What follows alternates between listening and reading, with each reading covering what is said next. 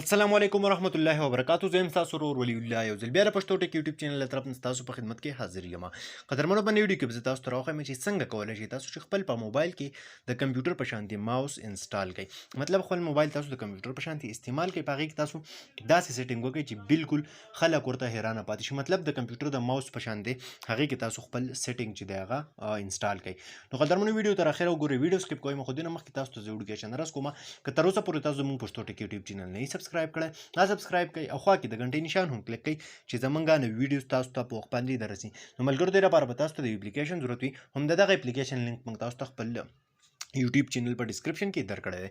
تاسو به سمپل دغه اپلیکیشن خپل موبایل ته انسټال کړئ. کله چې دا اپلیکیشن تاسو انسټال کړئ تاسو ته به داسې شان یو انټرفیس راشي. ټیک ده، تاسو نه به دا پرمیشن غواړي، دا به تاسو څه کوي، دا به دا پرمیشن هر څه چې دي هغه د دې ځای نه مکمل الاف کړئ. ټیک ده، دا وګورئ تاسو ته ما پرمیشن هر څه چې دي هغه ما دی ورکړل.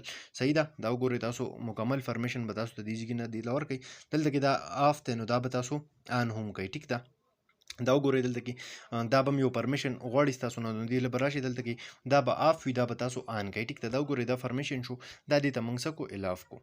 اوس که لاندې تاسو راشئ نو د هغې کوم سیټینګ چې دی هغه تاسو ته دې ځای نه کولی شئ، مطلب کرسر غټول شي یا بل څه شي. دا اوس وګورئ زما د موبایل په سکرین باندې ماته یو ماوس شان راغی. ټیک ده، اوس دا ماوس چې دی دا زه هر چېرته موف کولی شم. مکمل استعمال چې دی نو هغه شو، هغه د دغه ماوس نه شو زما د موبایل.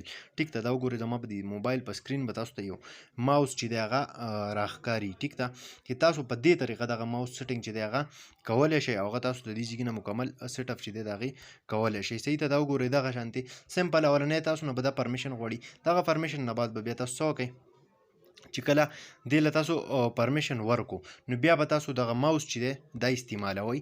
بالکل ستاسو په موبایل کې به داسې ښکاري لکه تاسو چې کمپیوټر کې څنګه ماوس یوز کوئ همدغه شانتې به تاسو څه کوئ، دغه ماوس چې دی دغه کرسر دا به تاسو هم په خپل موبایل کې د کمپیوټر په رنګ استعمالوئ. لکه څنګه چې تاسو ماوس سیټ اپ شو کړئ او په کمپیوټر کې چې تاسو ماوس استعمالوئ نو بالکل د کمپیوټر یا د لیپټاپ په شان دی بس تاسو ماوس چې دی هغه کار کوي. نو دغه سیټینګ تاسو خپل په موبایل کې که څوک کول غواړئ نو ډېر په اسانه طریقې سره یې کولی شئ. قدرمنو دا ویډیو امید لرم چې خوښه شوي وي.